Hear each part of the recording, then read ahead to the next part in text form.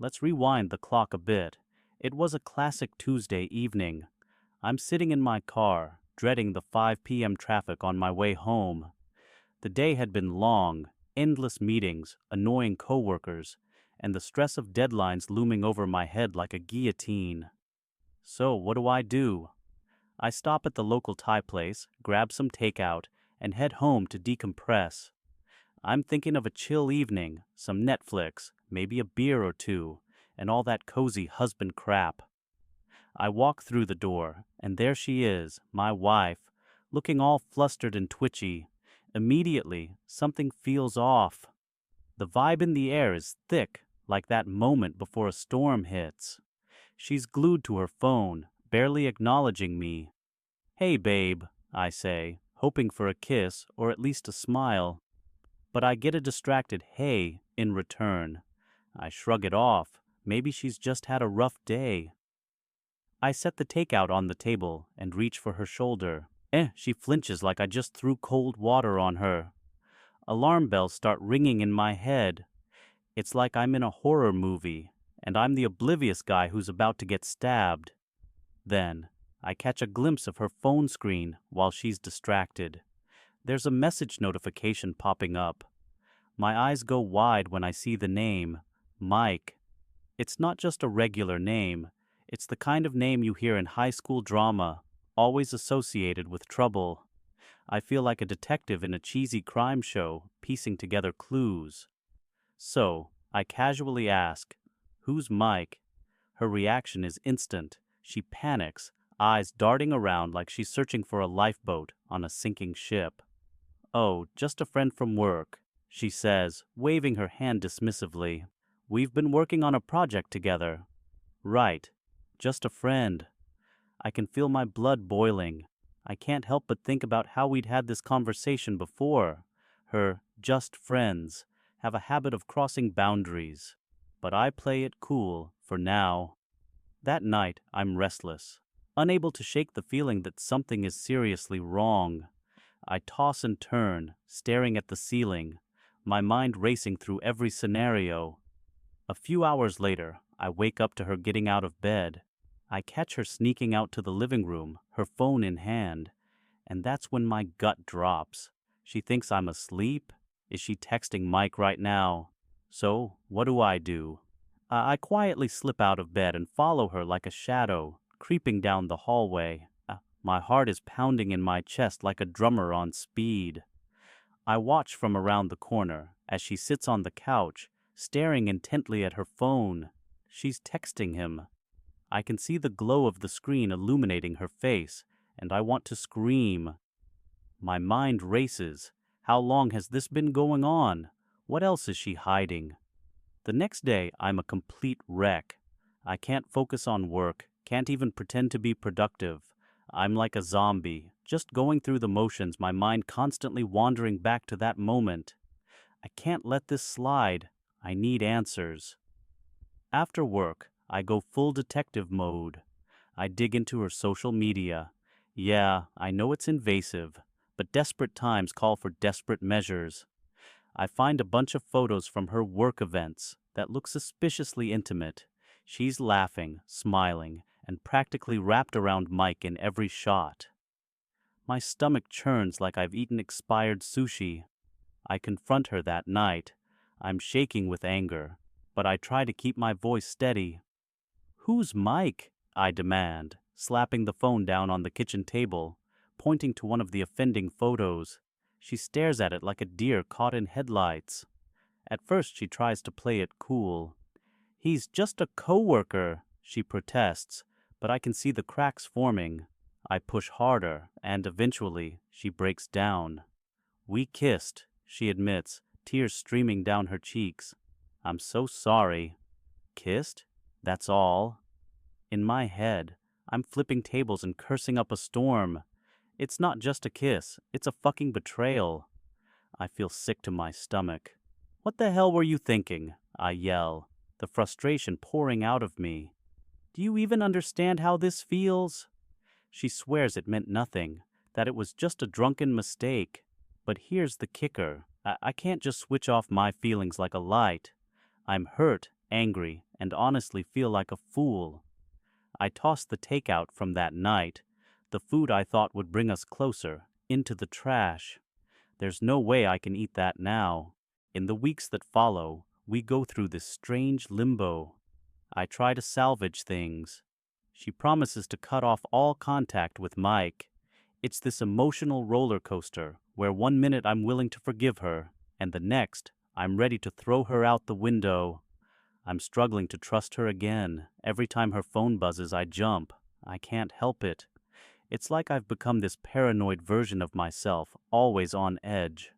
Slowly, things start to stabilize. We go to couples therapy, which feels like walking on eggshells. The therapist throws out buzzwords like trust and communication, while I'm sitting there thinking about how she shattered my trust into a million pieces. I listen to her explain how she got caught up in the moment, how she never meant to hurt me. The whole session feels like a twisted version of a reality show, with us playing our parts. Yet I'm trying to be rational. I want to believe her, so I try to move past it. But something in me keeps whispering that it's too good to be true. There's an underlying tension that never really goes away. It's like there's an invisible wall between us, built from her lies. But then, out of nowhere, she slips again. This time I'm more aware, more alert. It's been a few months since the first betrayal, and I'm cautiously optimistic. We're getting along, she seems committed. But I'm also constantly checking my gut feeling, like a software bug that keeps popping up.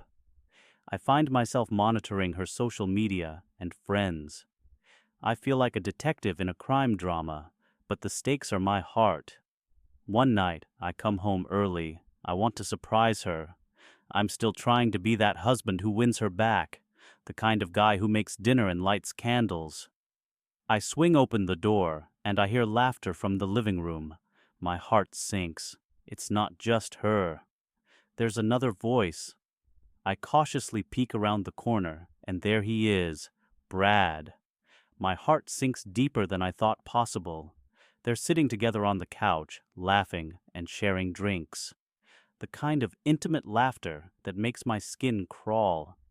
My instincts kick in. I grab my phone and snap a quick picture, proof just in case I need it. I step into the room, forcing a smile, but inside, I'm raging. "Hey, what's up?" I say, trying to play it cool, but my voice comes out tighter than a drum. She looks startled, and Brad's expression shifts to one of surprise, like he just got caught in a kid's game of hide-and-seek. "Oh, we were just hanging out," she stammers, and the way she looks at me, it's like she's seen a ghost. But this time, I'm not falling for it. I can feel the betrayal wash over me, hotter than a summer day. Brad makes his excuses and bolts out the door, leaving me with her. "You've got some explaining to do," I say, crossing my arms, glaring at her. Her expression shifts from shock to guilt in an instant, and I know it's game over. She stammers through some half-assed excuse about how it's innocent, how she didn't want to hurt me again, but it's too late. The second betrayal hits like a freight train. I can't breathe. I feel like I've been sucker punched in the gut. "You said you wouldn't do this again," I shout, rage bubbling over. "I'm sorry. I thought I could keep it under control," she cries, but I can't listen anymore. I storm out of the house, pacing around the block, trying to process the whirlwind of emotions. I spend the night at a buddy's place. We binge-watch some stupid action flick, and I drown my sorrows in cheap beer. My friend tries to console me, but what's there to say? It's all just a bad sitcom at this point. Days turn into weeks, and I'm trying to put the pieces back together. But how do you fix something that's so clearly shattered? I feel like a broken record, stuck in a loop of pain and confusion. I start distancing myself from her, withdrawing emotionally like a turtle retreating into its shell. The anger is there, sure, but now it's mixed with disappointment, which is a toxic cocktail. I begin reevaluating everything. What was real? What was an act? I sift through old photos and texts, trying to uncover what the hell went wrong. I talk to friends who offer advice. Maybe it's time to call it quits, they say. You deserve better. But there's a part of me clinging to the hope that we could fix this, that we could somehow recover. I start going out more, trying to reclaim my independence. I hit up bars with friends, rediscovering that sense of freedom I thought I'd lost. I even download dating apps just to see what's out there. It's nerve-wracking at first, but exhilarating too. I meet some interesting people, and I start to remember what it's like to connect without the baggage of betrayal hanging over me. But she keeps trying to reach out, texts, calls, she's relentless. I finally answer one, and she's in tears again, promising she's sorry, that she'll change. But I'm at my breaking point. You've had your chances, you blew it, I say, feeling the weight of every word. It's a hard decision, but I finally get the courage to initiate divorce proceedings. I consult with a lawyer and start planning my next steps. It feels surreal, like I'm in a dream that's finally turning into a nightmare. The divorce process is brutal. There are legal meetings, discussions about assets, and endless paperwork. I have to confront the reality that I'm ending a chapter of my life. It's not just the relationship, it's everything we built together, shared dreams, plans for the future. I find myself spiraling down the rabbit hole of what-ifs and regrets. The first hearing is like a scene from a courtroom drama. I'm sitting there, and she walks in, looking different, defensive, fragile. The judge asks questions, and it's surreal to hear my life reduced to cold, hard facts. I realize how far we've fallen. We go through mediation, where we sit in a sterile room, negotiating like two business partners splitting a failed startup. Every discussion feels like a punch in the gut. I can see the hurt in her eyes, but I'm numb to it now. I've built a wall around my heart, and I refuse to let her back in.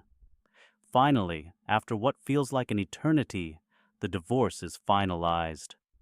I walk out of the courthouse feeling like I've emerged from a battle. I did it, I survived, but it's bittersweet. Time passes. Slowly, I start to heal. I focus on myself, hit the gym hard, and pick up hobbies I neglected while I was married. I dive into my career, making strides I hadn't before. I meet new people, and some of them bring joy into my life. There are good dates, and I'm rediscovering the thrill of meeting someone new, the excitement of a connection without the emotional landmines. One night, I'm out with friends at a bar, laughing and sharing stories. I meet someone, let's call her Sarah. We hit it off immediately. There's chemistry, a spark that I thought I'd lost. It's refreshing. I'm careful at first, still wary of getting hurt, but Sarah's genuine. She listens, laughs, and doesn't play games. After a few months of dating, I realize I'm falling for her. It feels strange but beautiful. I'm no longer the guy who got cheated on.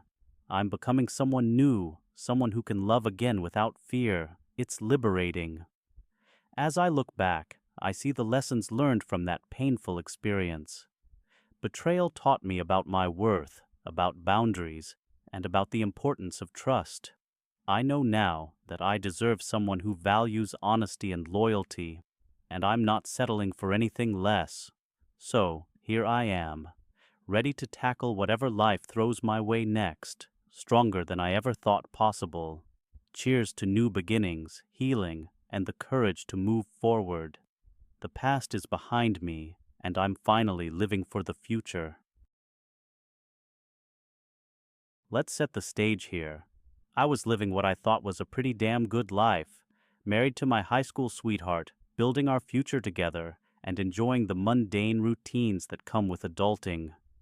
My wife, Jenna, was the kind of partner who could light up a room, always with that infectious laugh and a knack for making every moment feel special.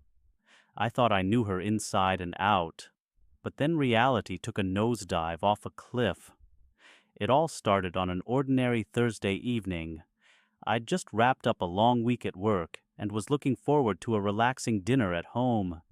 Jenna was supposed to be preparing our favorite meal, chicken Alfredo, while I picked up a bottle of wine to set the mood.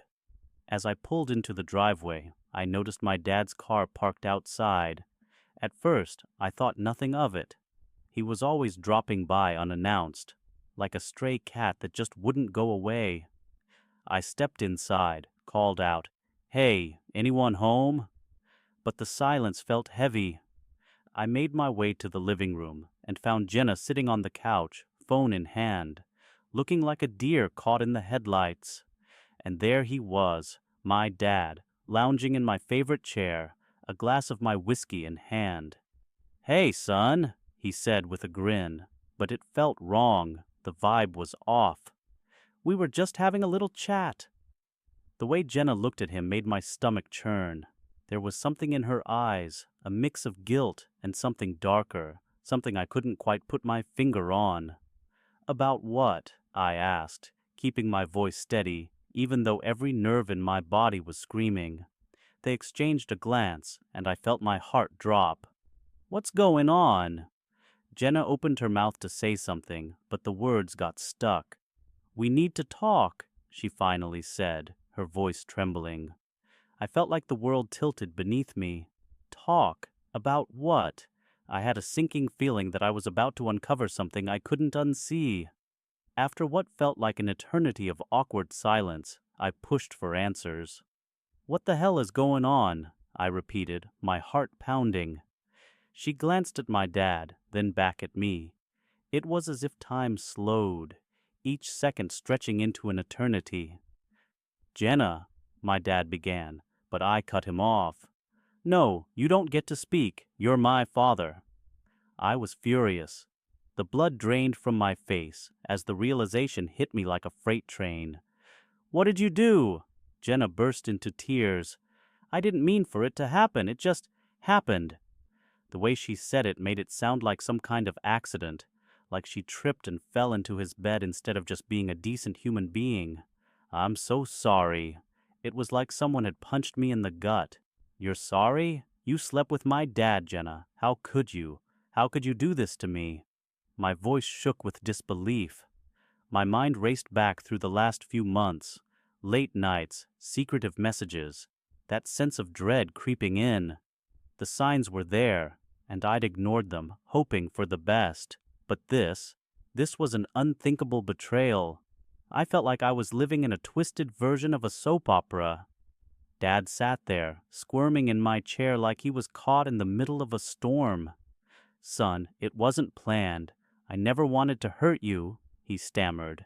But his words fell flat. My whole life, I'd looked up to him, and now he was just a coward hiding behind excuses. The next few days were a blur of anger and disbelief. I kicked my dad out of my house, and Jenna begged me to forgive her, promising it would never happen again. But how could I believe her? The trust we'd built over years lay shattered at my feet like broken glass. I found myself questioning everything: our marriage, my father's integrity, the very foundation of our family. I spent sleepless nights replaying their conversations in my head, trying to understand how this had happened. I felt betrayed, not just by Jenna, but by my dad too, my own flesh and blood. The man I had looked up to had turned out to be a backstabber. I started avoiding both of them. I stopped taking her calls and ignored messages from my dad. Friends tried to comfort me, but it felt hollow. How do you explain this level of betrayal? My wife cheated on me, with my dad. It sounded like a bad sitcom plot. Eventually, I decided to confront Jenna again. I invited her to meet me at a coffee shop. As I sat there, waiting, my mind raced with a mixture of rage and sorrow. When she finally arrived, I could see the pain etched on her face. "I can't believe you did this," I said, my voice low but steady. "What the hell were you thinking?" I felt the tension in the air, thick as fog. "I was confused," she said, tears streaming down her cheeks. "Things were so strained between us, and he was there. I don't know, I fell for him." Her admission felt like a knife twisting in my heart. She fell for him. The man who was supposed to guide me through life had betrayed me in the worst way possible. Fell for him, really. My dad? That's your excuse? I felt my blood boil. Do you even understand how much you've hurt me? How can I ever trust you again? She tried to reach for my hand, but I jerked it away. Don't touch me. Just don't. The sight of her brought back memories of happiness that now felt tainted. The days turned into weeks, and I was drowning in a sea of anger and betrayal. I tried to keep my distance from both of them, but they lingered like ghosts in my life. I thought about our marriage and what it meant. What did I want? Could I ever forgive her? One night, I found myself at a bar, drowning my sorrows in whiskey, and trying to forget the mess that had become my life. A few friends joined me, and we shared laughs over bad jokes, but deep down, the weight of the betrayal was suffocating. Eventually, I decided to talk to my dad one more time. I needed closure, or at least an explanation that made sense. I called him, my heart racing with anxiety, and we arranged to meet at a diner, some neutral ground. When he arrived, he looked older, wearier, like the weight of his actions had aged him overnight. We sat across from each other, and for a moment neither of us spoke. The silence was heavy, filled with regret and unspoken words. "Son, I can't change what happened," he finally said, his voice trembling. I messed up. I'm so sorry. I didn't think about the consequences. I never meant to hurt you." "Then what the hell were you thinking?" I shot back, my anger boiling to the surface. "You're supposed to be my dad. You're supposed to set an example. How could you betray me like this?" "I wish I could take it back," he said, his eyes filled with regret. "But I can't. I love your mother, and this was a huge mistake." "Love? Is that what you call it? Love?" I slammed my fist on the table, drawing glances from other patrons.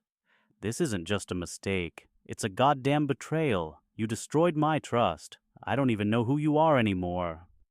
After that conversation, I felt lighter, but also more confused.